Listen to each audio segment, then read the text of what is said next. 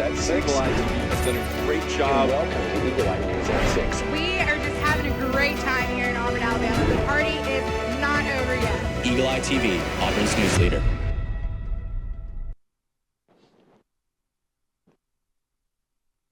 Good evening and welcome to Eagle Eye News at 6. I'm Allison Thomas. And I'm Gavin Dimit.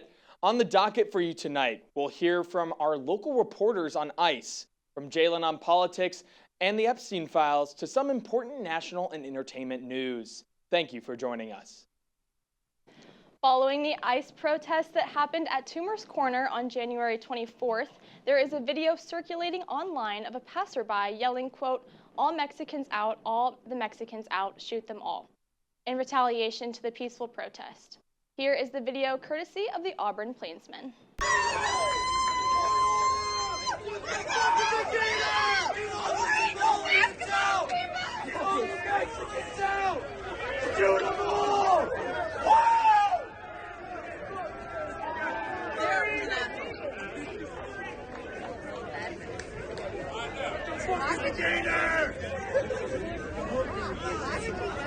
President Roberts released a statement responding to the video, reaffirming Auburn's, quote, unwavering commitment to a campus environment grounded in respect, responsibility, and care for one another.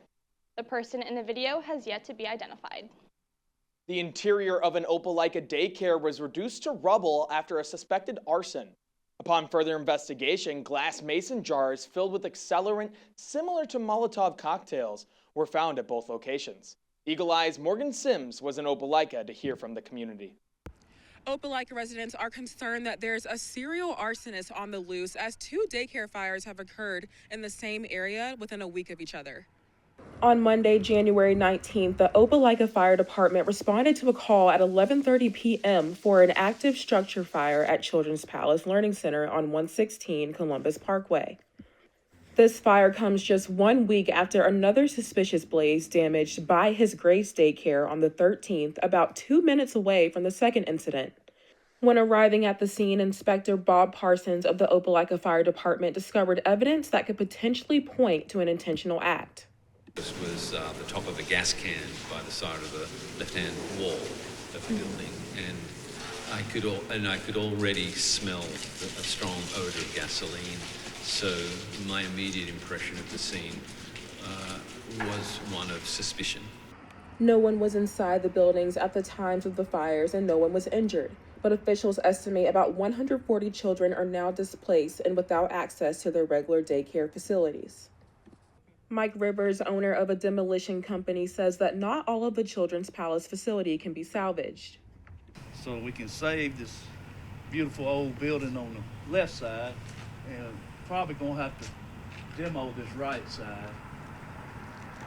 Either take it out and let him start from scratch, or just until we get it demo, we won't know how bad the foundations, how hot they got.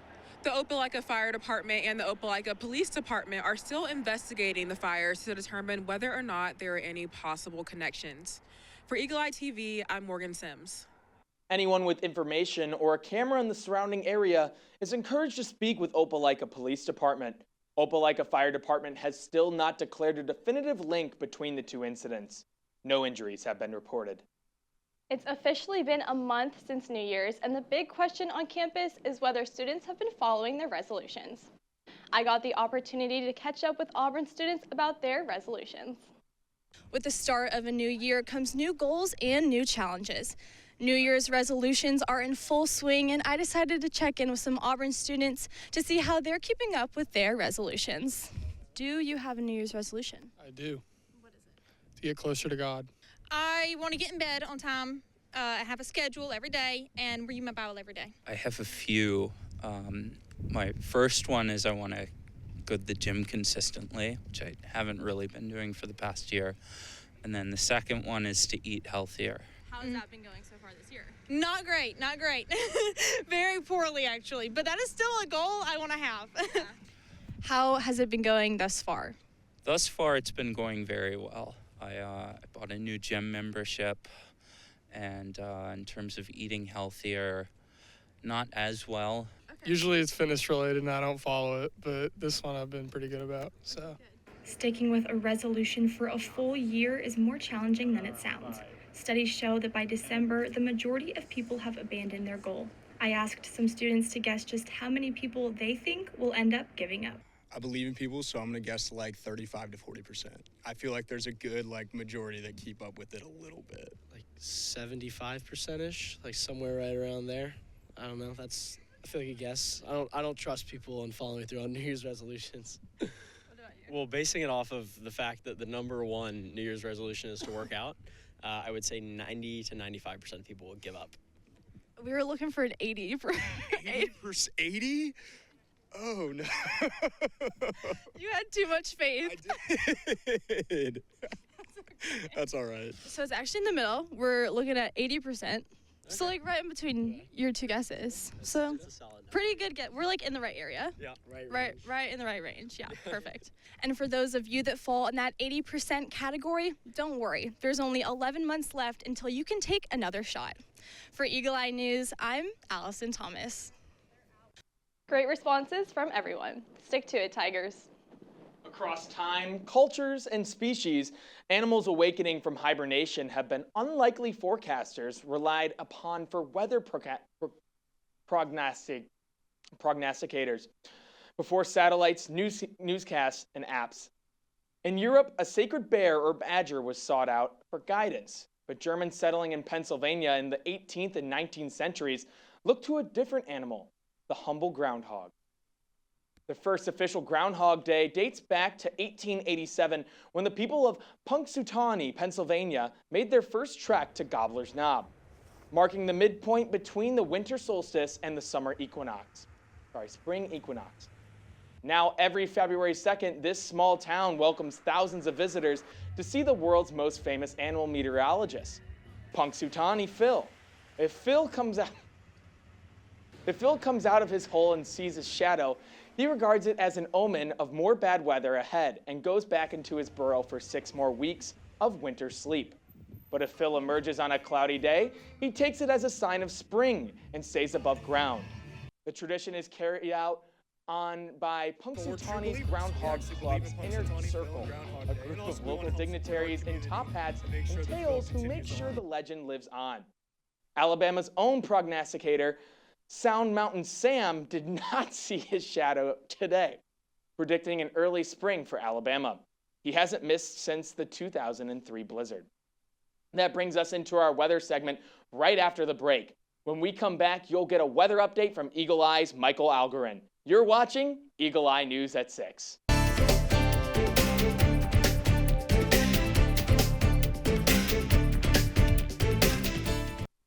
Welcome back to Eagle Eye News at 6. My name is Michael Algarin, here with your weather outlook for this week on the plains. We are expecting dry, sunny skies this week with potential rainfall Wednesday morning. Remember to bundle up in the mornings as they will remain chilly this week. Towards the afternoons, temperatures will rise to the upper 50s. Temperatures will be consistent throughout the week with lows in the low 30s and highs in the upper 50s, lower 60s. Moving into the weekend, we're seeing a delightful rise in temperature, hitting highs in the 60s. This Saturday will be a sunny one, so enjoy a nice walk. Prepare for the good weekend weather to lead into a warm upcoming week. And that's all for this week's weather on the plains. Stick around. Next up is Jalen with your political update. I'm your weather anchor, Michael Algarin, and you're watching Eagle Eye News at 6. We'll be right back.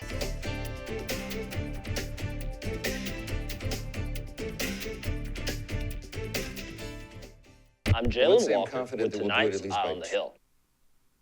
Over the weekend, the government partially shut down. A deal was made by President Trump and Senate Minority Leader Chuck Schumer, and a bill did pass the Senate last week. House Minority Leader Hakeem Jeffries has said the House Democrats will not be supporting the bill over ICE funding. Speaker Mike Johnson feels confident that the bill will pass and said this on Meet the Press on Sunday. Tuesday, we have a logistical challenge of getting everyone in town, and because of the conversation I had with Hakeem Jeffries, I know that we've got to pass a rule and probably do this mostly on our own. I think that's very unfortunate. Here's what's happened. You know, the House and Senate appropriators worked very well together, bicameral, bipartisan, committee-led process, especially after the 43-day shutdown, the longest in U.S. history last fall.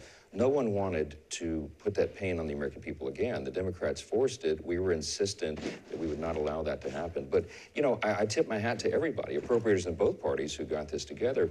After the Senate acted over the weekend, we will now have 11 of 12 separate appropriations bills approved by both chambers. Because they modified our package, they've sent it over a little differently, which means we've got to address the bills again. So they're going to separate the Department of Homeland Security bill. Our intention is by Tuesday to fund all agencies of the federal government except for that one, and then we'll have 2 weeks of good faith negotiations to figure it out. The House is expected to vote on the bills sometime this week. Independent journalist and former CNN news anchor Don Lemon and 3 others were arrested on Friday after covering a protest inside of a church in Minneapolis 2 weeks ago. Lemon was released on his own recognizance. Here's Lemon speaking about his arrest. I've spent my entire career covering the news. I will not stop now.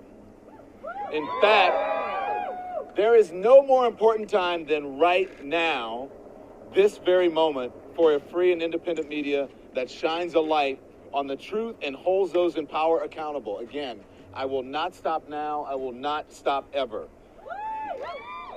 Last night, the DOJ sent a team of federal agents to arrest me in the middle of the night for something that I've been doing for the last 30 years, and that is covering the news. The First Amendment of the Constitution protects that work for me and for countless of other journalists. President Trump also spoke out in the wake of Lemon's arrest, calling him a, quote, sleazebag. More than 3 million more Epstein files were released on Friday. This comes as former President Bill Clinton and former Secretary of State Hillary Clinton are facing a contempt vote in relation to a subpoena by the House Oversight Committee. The Clintons tried to reach a deal with committee chair James Comer, but that was denied.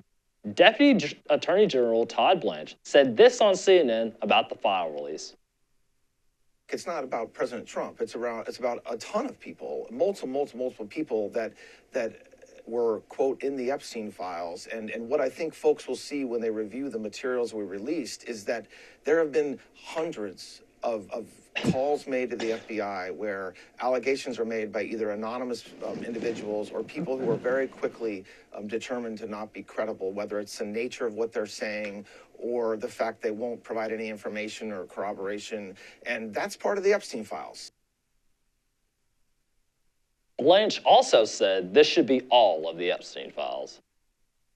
Turning local, current gubernatorial candidate Tommy Tuberville and Lieutenant Governor candidate John Wall have both met the residency requirements for their respective races.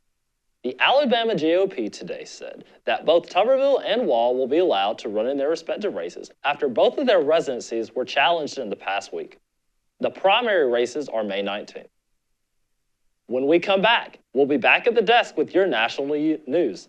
I'm Jalen Walker with Eye on the Hill. Eagle Eye News at 6. We'll be right back.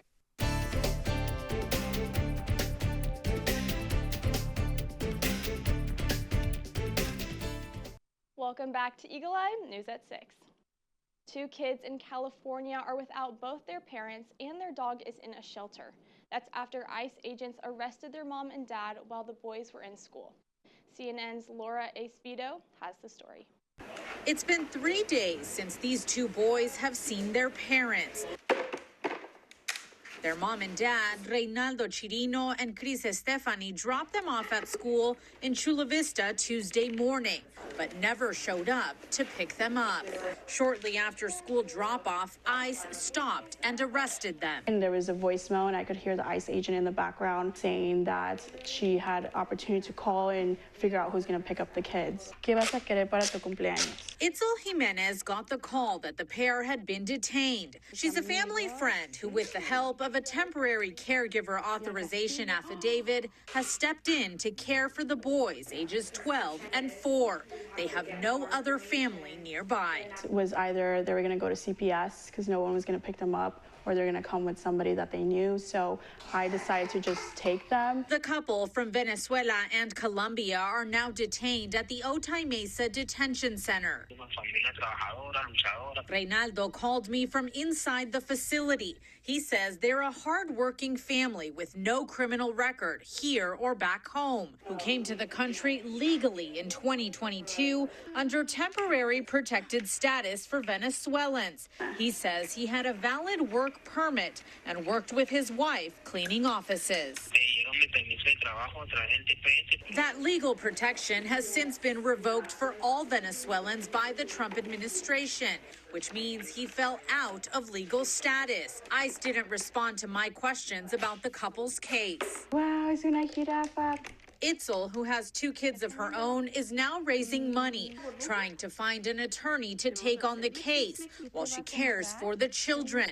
Thursday, she had to surrender the boy's family dog to a shelter, unable to find someone to help care for her. For the kids, enough is enough for them, and I need to give them stability while I can.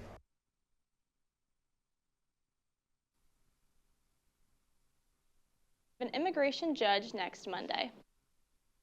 Plans to shutter the Kennedy Center for 2 years aren't sitting well with the family that bears that name. Descendants of former President John F. Kennedy are slamming the proposal. President Donald Trump says it's to enable faster and better renovations. JFK's niece, Maria Shriver, argues it's because entertainers have been canceling since Trump put his name on the building. Kennedy's grandson, Jack Schauselberg, is using the closure as a rallying cry for his congressional campaign. Former Congressman Joe Kennedy III says JFK believed the actions of people and leaders define a nation.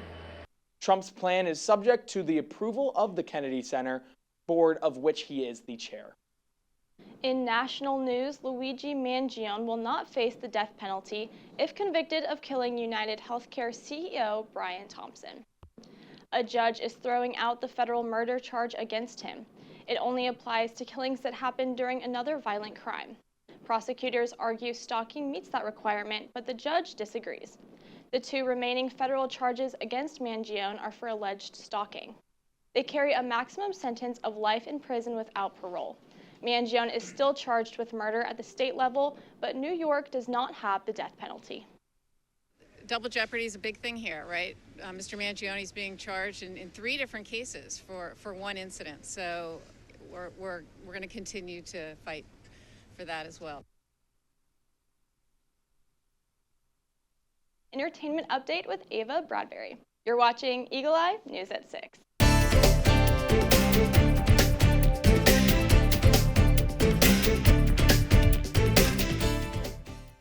Welcome back to Eagle Eye News at 6. I'm Ava Bradberry, here to update you on the top entertainment stories of the week. The 68th Annual Grammy Awards featured powerful performances, preaching on politics, and some big names taking home equally big awards. David Daniel has the highlights for music's biggest night. Bad Bunny, debí tirar más fotos. An overwhelmed Bad Bunny warmed up for the Super Bowl by accepting 3 Grammys, including Album of the Year. I'm gonna say, eyes out. We don't hate them. We love our people, we love our family, and that's the way. The Cure and Mavis Staples were among the night's other multiple Grammy winners. The Dalai Lama, at age 90, won his first Grammy for Best Audiobook. And Steven Spielberg achieved EGOT status, winning his first Grammy for co-producing Music by John Williams, which won for Best Music Film. Tributes are pouring in after the passing of award-winning actress Catherine O'Hara. She was 71 years old.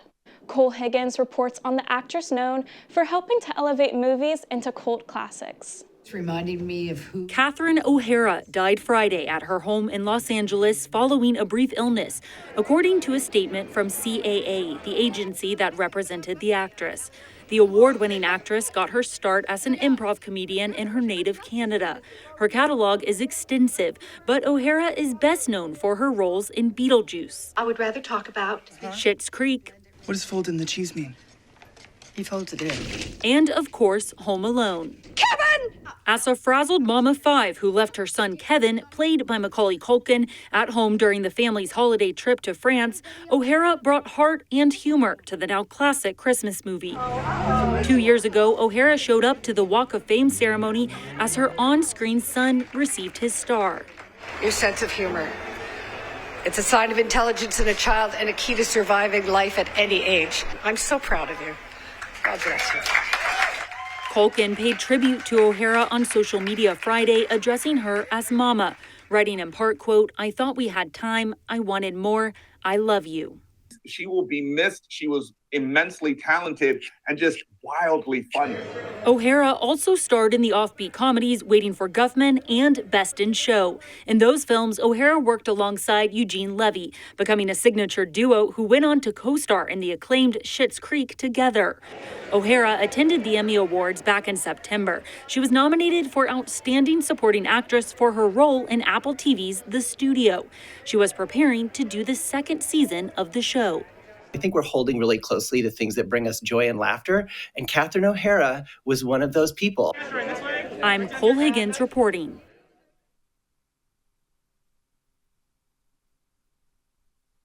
O'Hara is survived by her husband, Beau Welch, and sons Matthew and Luke. A private celebration of life will be held by the family, according to her agency. Some new faces are joining the cast of the hit drama, The White Lotus. HBO announced the new cast for season 4 Thursday. Actors Helena Bonham Carter and Chris Messina head the list. Others joining the show include model Marissa Long and actors Alexander Ludwig and Stephen Coogan. Previous seasons have been set in Hawaii, Italy, and Thailand. Season 4 will take place in France. Filming is expected to start in April and continue through the end of October. Rock legend Bruce Springsteen took part in a concert of solidarity and resistance to defend Minnesota on Friday. Springsteen performed a song he just released in protest of the federal immigration operation in Minneapolis. It's titled Streets of Minneapolis. Some of the lyrics of Springsteen's new song include, "A city aflame fought fire and ice beneath an occupier's boots. King Trump's private army from the DHS, guns belted to their coats, came to Minneapolis to enforce the law, or so their story goes." It's dedicated to the city's residents and in memory of Renee Good and Alex Preddy, who were both fatally shot by federal agents this month. All proceeds from Friday's concert in Minneapolis will go to the Preddy and Good families. And that is all I have for you tonight. When we come back, you'll get a business/consumer update from Allison and Gavin. I'm Ava Bradberry, and you are watching Eagle Eye News at 6. We'll be right back.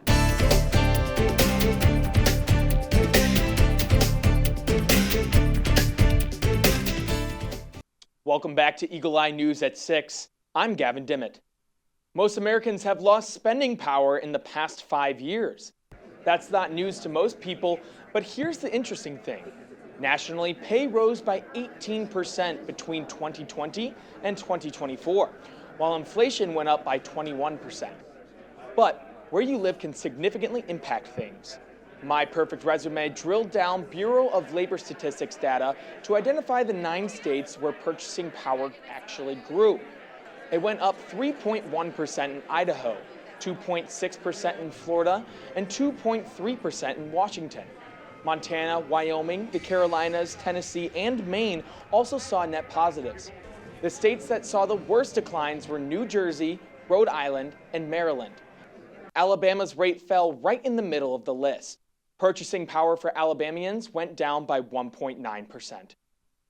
In this world, nothing can be said certain except death and taxes. Benjamin Franklin famously quoted that, but it still rings true even during a partial government shutdown, at least for now.